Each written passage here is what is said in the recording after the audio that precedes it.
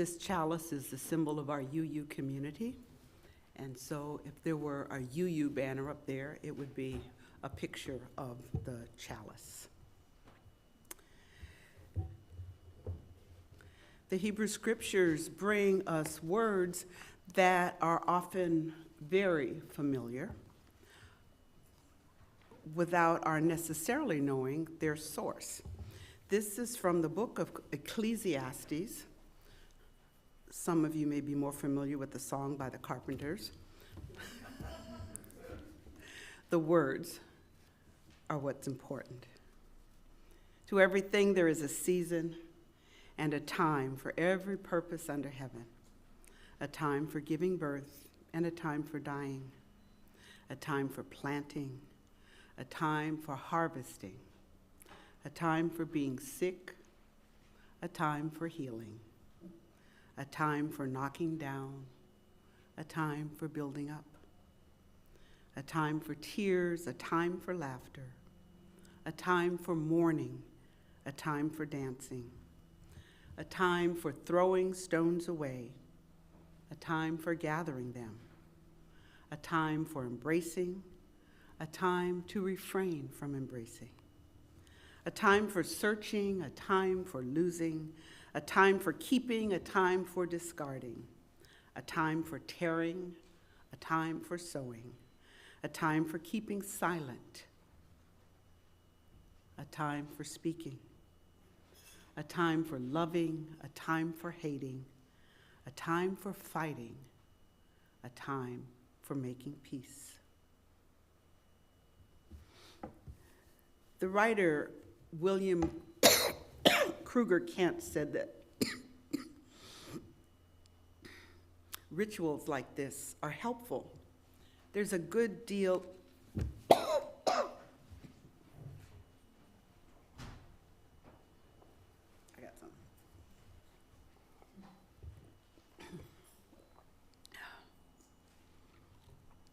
There's a good deal of value in the rituals that accompany death because it's hard to say goodbye, and it's almost impossible to accomplish this alone. Ritual is the railing we hold onto. It keeps us upright and connected until the worst is past. Today, we take time collectively and alone to say goodbye to Tom Frederick Kafka. It's a time to remember and grieve again for those we have already lost, and to bear witness to our beliefs about life and death and life after death. Funerals, memorial services have many purposes. They're opportunities for learning something about the person who has died from the perspectives of people that you may not know. They are bittersweet reunions, and they are opportunities to once again remember and grieve for those who have died before now. So today we gather to mourn as lone souls and as community, and we come to support those who are mourning. Today, you will remember Tom with your stories. You may laugh and you may cry for your loss of Tom and for your other losses. Our task is to learn to live with the pain of our loved ones dying, but not suffer from it. Pain wounds you. Pain's like water. It finds a way to push through any seal. There's no way to stop it. Sometimes you have to let yourself sink inside of it before you can learn how to swim back to the surface. Suffering, however, stops you. As each person dies, they leave a hole in the fabric of our universe. The hole could be friend-shaped, or husband-shaped, or dad-shaped, or simply love-shaped. With these holes, your life may not be as substantial as it used to be. Your universe may be more fragile, it may be emptier because your loved ones have left you, but because of what they gave you, your life is probably more complex and richer and far more beautiful than it had been. As those love-shaped holes lose their sharp edges, you can appreciate the texture in your life created first by the presence of your loved ones and then by the light that appears in their absence as your universe becomes love-woven lace. Now, if lace doesn't work for you as a metaphor, I encourage you to find one that does work. See, it's at times like this, people often talk about lives that were full and long or deaths that seemed to be premature. Those thoughts reflect an assumption of entitlement. Most of us are convinced that we are entitled to a certain number of years of life and a certain kind of death, and anything that differs from those presumed norms is considered a blessing or a tragedy. The truth is that if you live, you are going to die. And so our focus is not to understand or explain away the how and why of Tom's death, but rather to celebrate his life and to learn from it. Today, our job is to mourn and to support the mourners. I didn't know Tom, but everyone who spoke to me about him talked about what a great guy he was. A very big personality with a booming voice, a commanding presence, who loved to tell stories, who kept friends for a long time, and who had an extraordinary, powerful influence on the children whose lives he touched. Your presence here today reflects that lasting influence on you, on this church, and our larger community. There's a time for everything. Today is the time for tears and laughter, for telling stories and remembering. It's a time to honor the life of Tom Kafka by renewing our commitment and focus to living a life that makes a difference. You can use your grief to honor Tom's memory by making a difference in the small corner of the universe that you occupy, by honoring your passions, by using your gifts and talents to serve in your corner of the world, by figuring out what makes you the very best version of yourself. There's a time for mourning and a time for dancing, a time for living and a time for dying. No one gets out of this life alive, so think and commit to what you can put into this life while you are here. Think about the light that shines through the love-shaped holes in your universe. Think about the light that is shining in you as you move through life, tenderized by your losses. Let us now sing together, Spirit of Life. It is hymn number 123, which I believe is in the gray hymnal. Yes, thank you, folks, in the gray hymnal. And after we sing the song, I invite Ann to come to the pulpit to share. You may stand or sit as the Spirit moves you.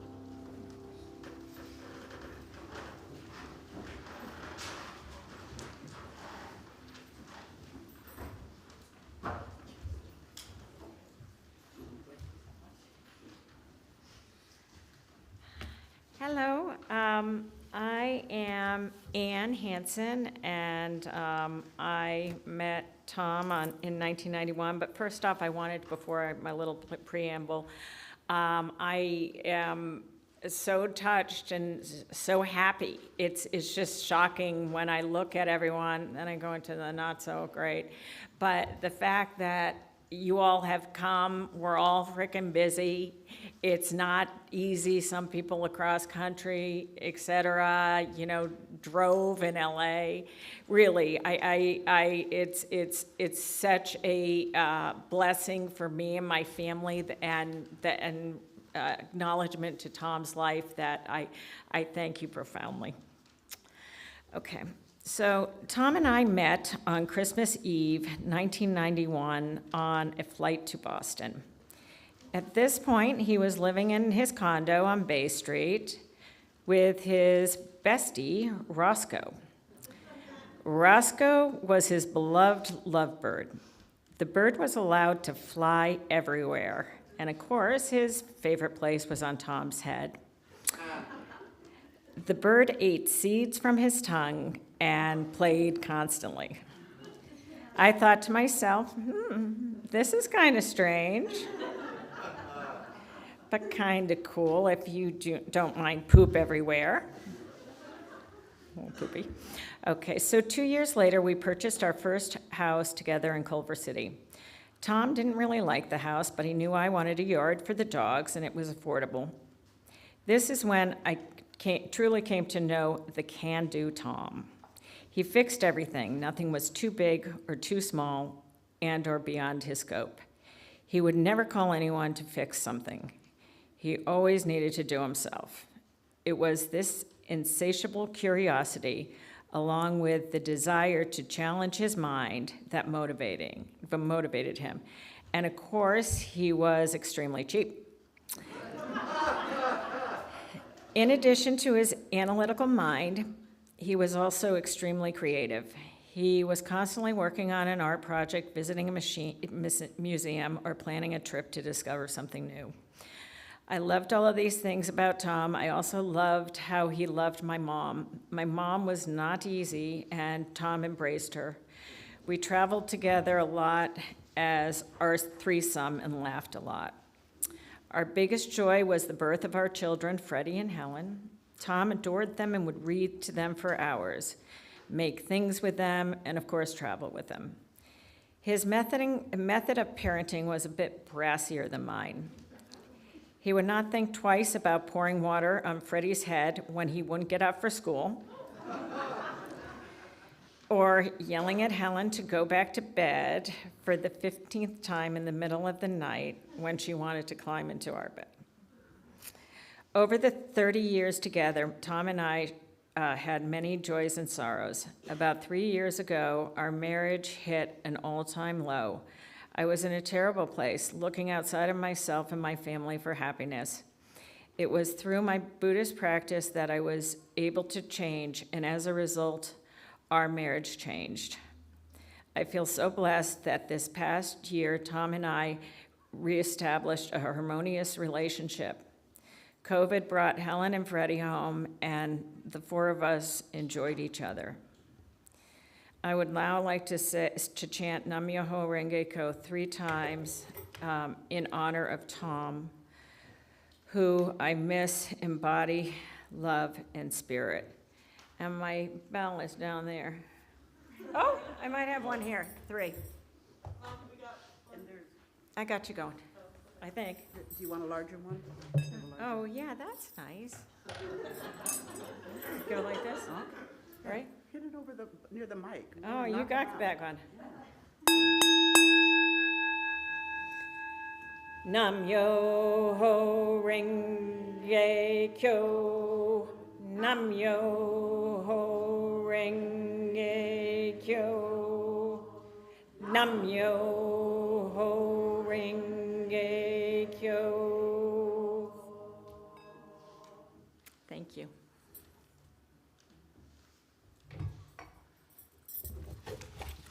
Helen, I think you're coming up.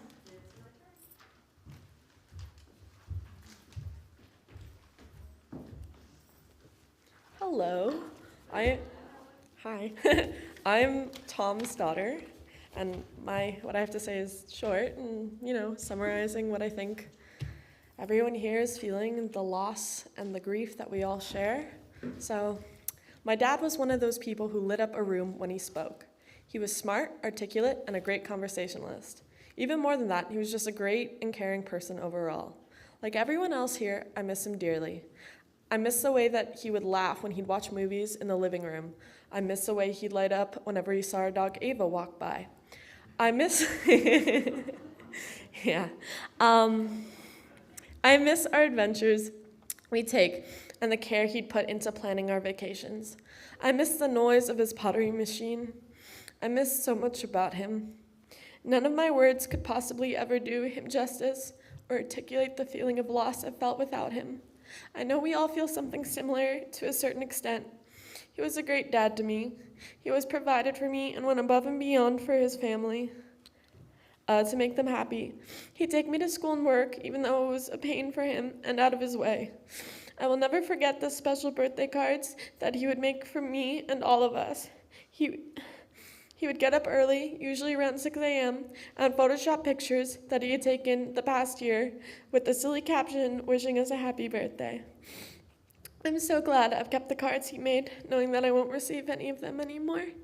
I just feel such a tremendous loss because my dad was such a special and wonderful person. I really struggled with writing and preparing this for today's service because I knew no matter what I wrote, I could never emphasize what a special person we lost. I hope wherever he is, he's having fun. I know he didn't believe in an afterlife, but I would like to think that he's wrong and he's been pleasantly surprised to reunite. He's been pleasantly surprised to reunite with all the people he's lost in his own lifetime. Hopefully one day we'll all be able to meet him again, and upon seeing us, he will crack one of his sarcastic, morbid jokes. Thank you.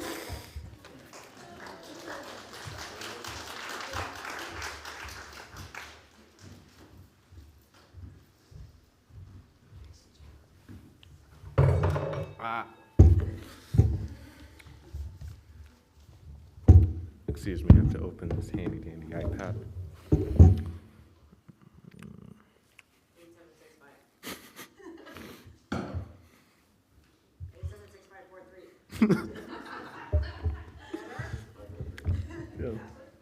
Yeah.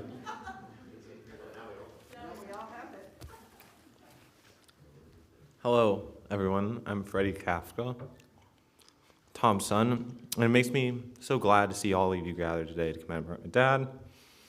It's difficult to write a speech for someone you've known your whole life, especially the person whose existence you've taken for granted. You know, words can only sketch an image, but not an essence. So instead of trying to write his life story, I'd like to send him off with a brief memory I've had of him. I don't think it's a story he'd expect to be told at his funeral, but I think it's a story that's very him. It's the story of him going to get his car, his Chevy Volt. My dad had leased a black Chevy Volt throughout my early high school years. He had learned that this was the best car to ever grace mankind, and he made sure to tell everyone of it. As the lease was ending, he looked to buy another Chevy Volt. Finally, after months of searching, he found one in Redding, California. It was a courtesy car, was cheap, and had low miles. He decided to go to Redding before anyone else could look at it and steal it. I decided to tag along, even though it was 3 days before school started. So we drove all the way up to Redding in the day, only stopping for gas at McDonald's and arriving at midnight. The following morning, he went to the dealership to talk to the salesman. He told us things that I'd been told countless times before, about the 40-mile battery charge, the 35-mile per gallon, and it was impenetrable from the outside. The dealer emphasized the impenetrability of the car, even calling it its greatest feature. Fantastic for LA. A solid line of defense against carjacking thugs. He then lamented living in California. It was illegal to carry guns in the glove box. I could see my dad grit his teeth while signing the papers.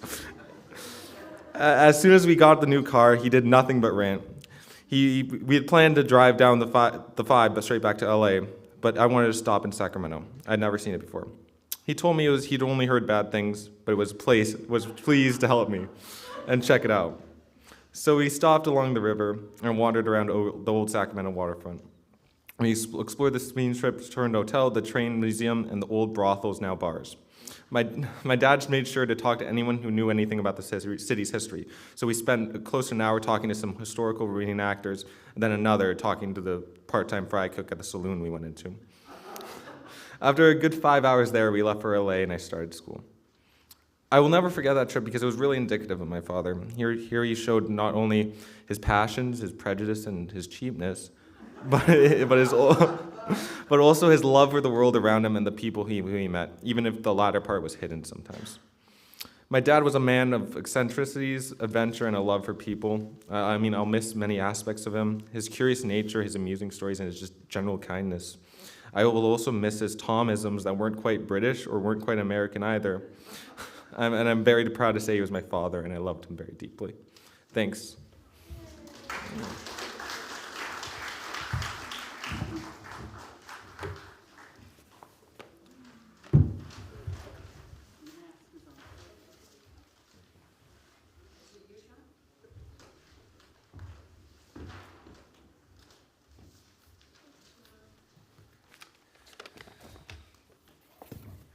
Hi.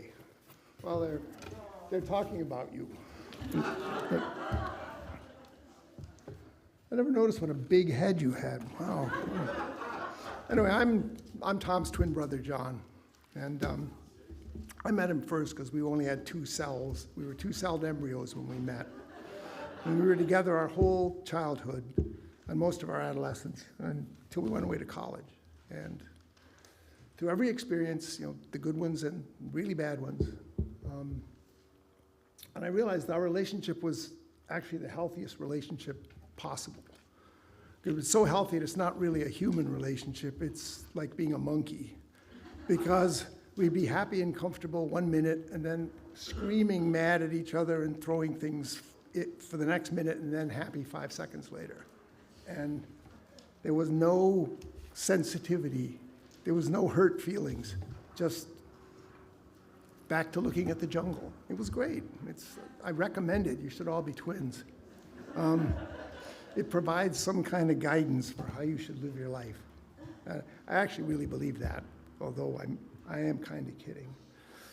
And we were sometimes each other's moral compass, but more often, we do things like, yeah, let's stick that fork into the electrical outlet. That's a great idea. And it really was a great idea. And my advice to everybody is to be a twin next time, because you get a lifetime of shared stuff. And you can call someone up and you can just say one word and you'll hear them cackle. Like, I can't duplicate Tom's cackle, but I'll just, and that's the best I can do, but he did it all the time. And Freddie, I have to add that your dad was also the world's best driver. I'm sure you know that. And part of his skill set included his psychic abilities of understanding everything that was wrong with the other drivers on the road, like all their defects, everything, all their psychological problems, and he could just spell them out just by the way they made a left turn. It was amazing, really amazing. And what I'm really sorry about is that there was a lot more stuff to do. And there were other electrical outlets out there. Many had never had a fork stuck in them. And I thought we had a lot more time to do that. Thank you.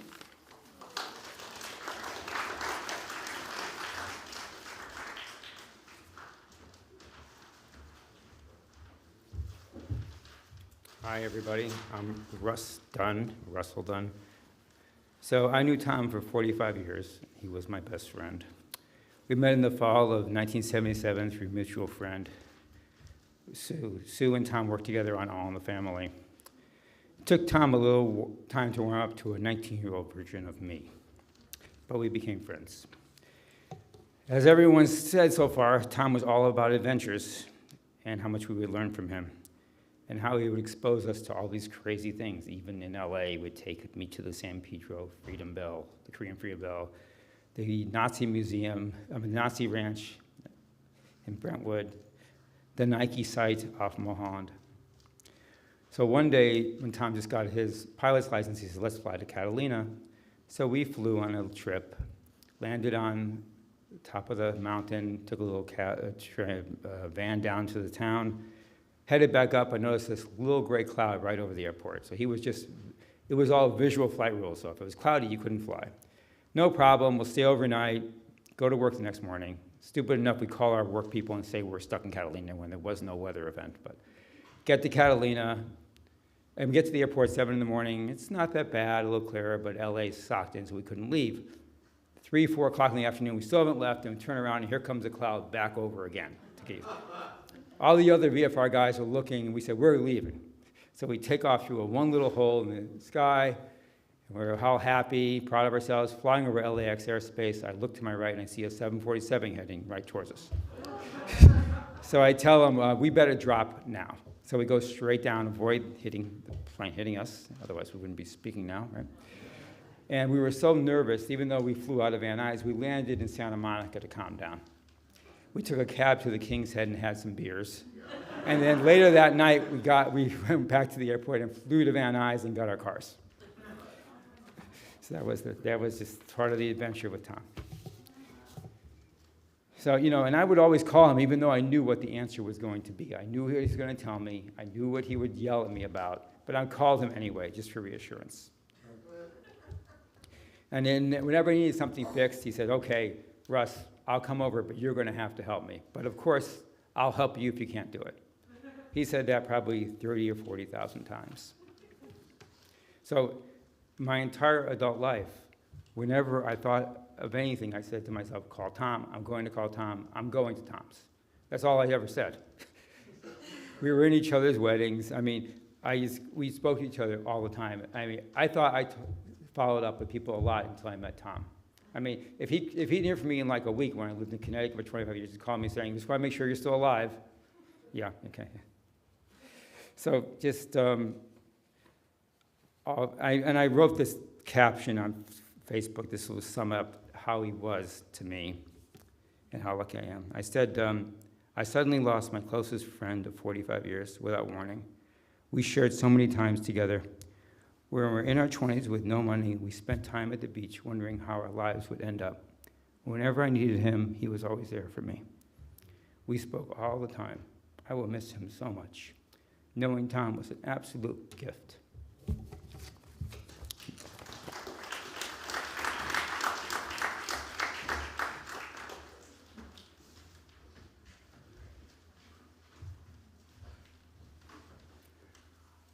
Hello. I just want to start off by saying I'm, honored to be here. I'm here through Russell. I run a Keller Williams Beverly Hills real estate office. Russell introduced me to Tom just over a year ago, actually.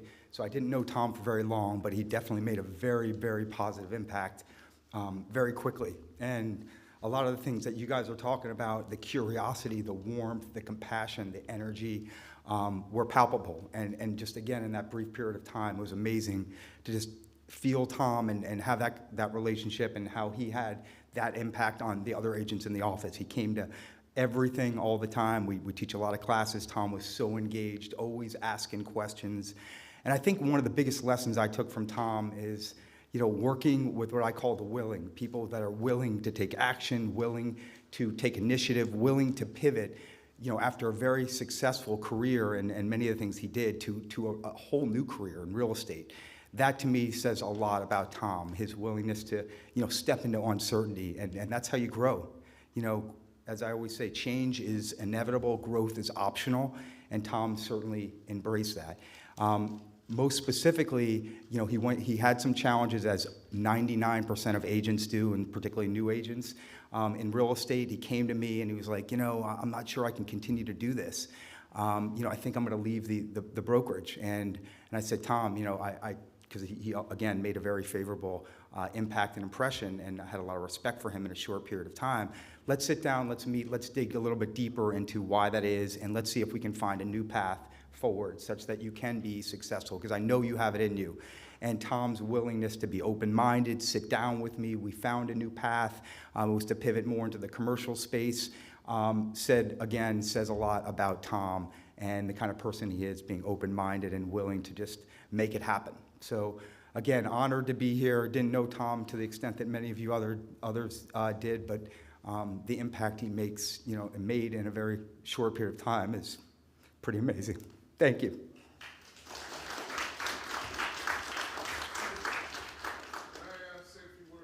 Certainly.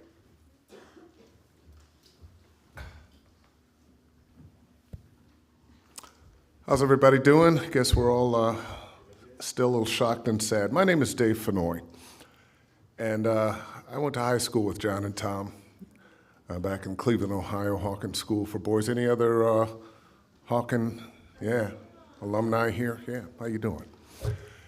We were really good friends back at Hawkins.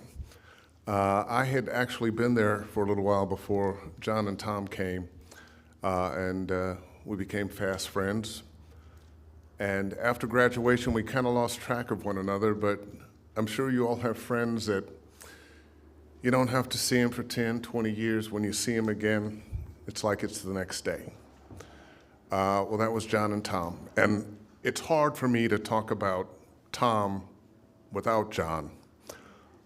The story I'm going to tell you, and whoever flew with him, I went up with him once, and the plane kept, we turned around and went back. Thank God. But about 1988, 89, I was a disc jockey in Northern California on the R&B station there, working under the name Billy David Ocean. That's a whole other story. But I was wanting to get into voiceover, which I've been doing for the last 33, 34 years here in Los Angeles. And I just happened to have gotten in touch with John about that time. He was a director of cartoons for Teenage Mutant Ninja Turtles, and he said, well, send me a demo, and I'll tell you what, I'll pass it around. And I did. A couple weeks later, he got back to me and said, wow, I'm glad it was good, because the only reason I said I would show it around is because we go back so far. And I started commuting from Northern California to Southern California, and I needed a place to stay. And Tom graciously offered to let me stay with him at his condo in Santa Monica, which I did for a month. And then after the fact, while I was trying to get my footing in voiceover from time to time, he would get in touch and say, hey, look, you can do some extra work on this show that I do sound effects for. And I've never forgotten that.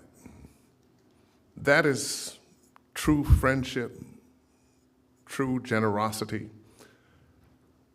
And we have remained friends that didn't get in touch with each other a lot the rest of the time. And it's, I think, a lesson for all of us, because in my life, Tom and John are two of my favorite people in the world.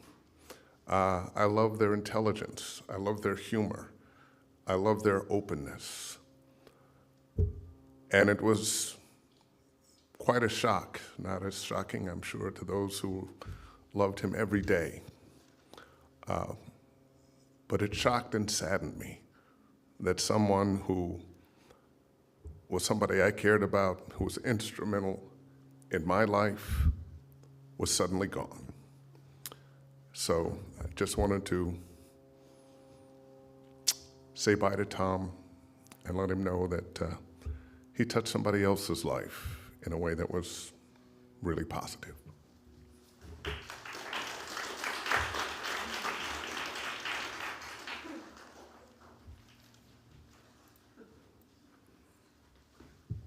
Hi, I'm Delia. Tom and Sean became my brothers when I was 29 and they were 19, which is when their mother and mine adopted me.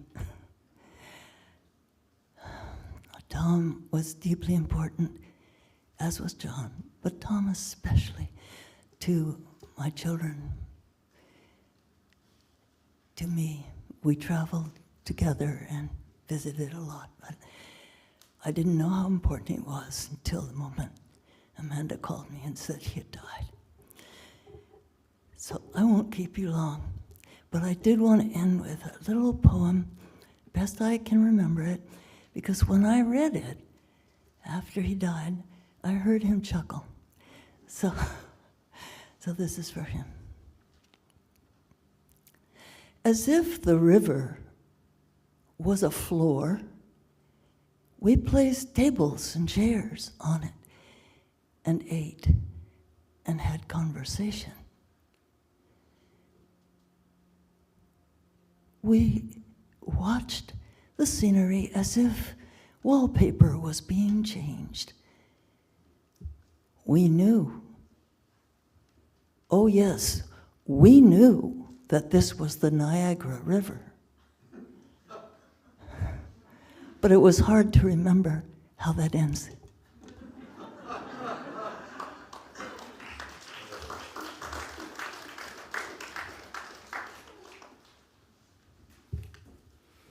Is there someone from the church who'd like to talk about Tom's influence and impact here? Larry?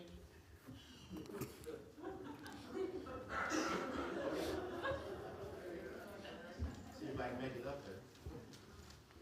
Where are the handicap rails?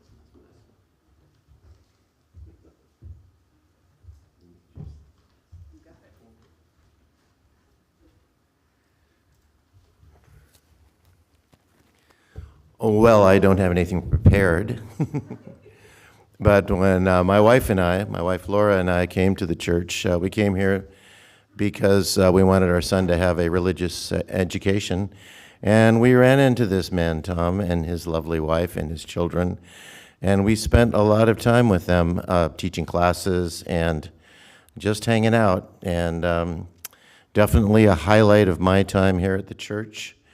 And I mean, just what a great guy. What a great guy, and just really good with kids. And so I don't have a whole lot else to say, except I'm very, very sad today to be in the presence of his loss. And it's amazing to see everybody here. It's so clear how important he was in so many lives.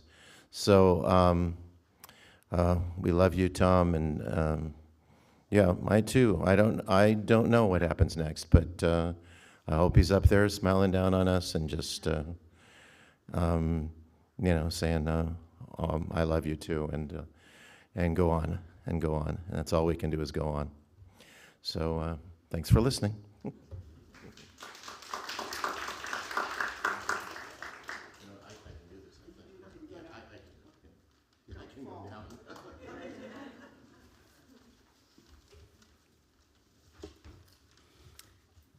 I'm sure there are more stories to tell,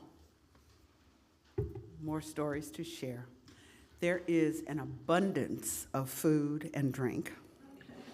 And so after the service, we invite you to join us in the courtyard where you don't have to wear your mask, in the hall behind us where you do need to wear your mask, unless, of course, you're eating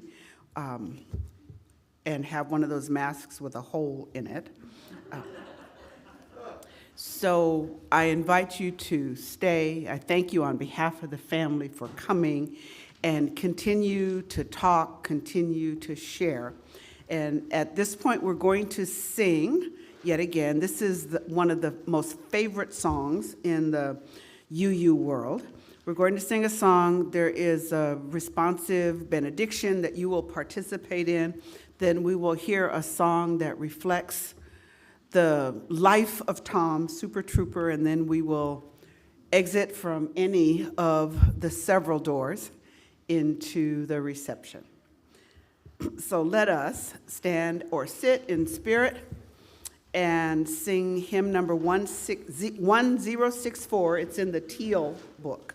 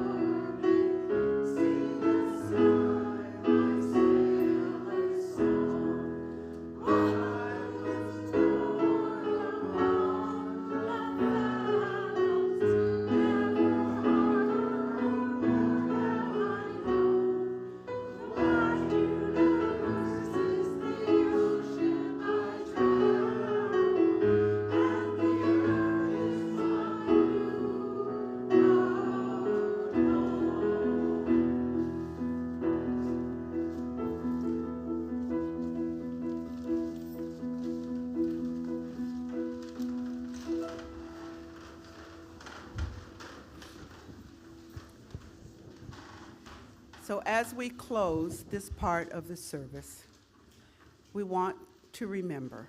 We remember Tom. Remember those who have died before Tom. We remember those who are here. And so your part in this benediction is one line, we remember them. And you can say, we remember Tom. We remember whosever name your spirit calls you to fill in. But I will point to you and you say, so I'll read something and you say, we remember them. Remember us, the departed say, you who are living, restore us, renew us, speak for our silence. In the rising of the sun and in its going down, we remember them. In the glowing of the wind and in the chill of winter, we remember Tom. In the opening of buds and in the rebirth of spring, we remember Tom. In the blueness of the sky and in the warmth of summer, we remember Tom. In the rustling of leaves and in the beauty of autumn, we remember Tom. In the beginning of the year and when it ends, we remember Tom. When we are weary and in need of strength, we remember Tom. When we are lost and sick at heart, we remember Tom. When we have joys we yearn to share, we remember Tom.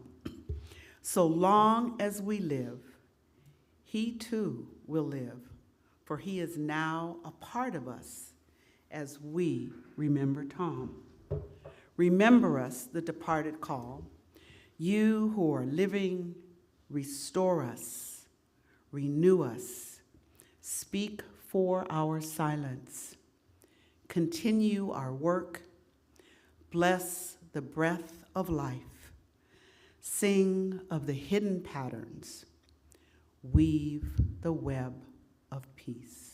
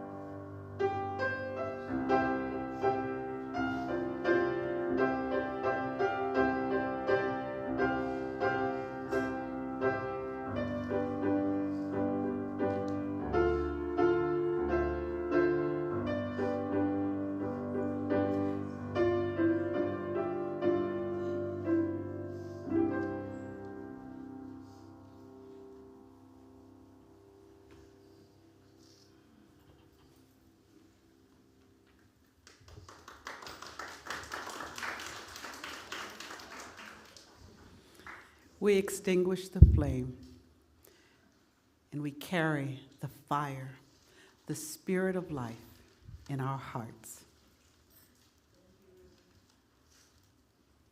Go in peace, my friends. Okay, so there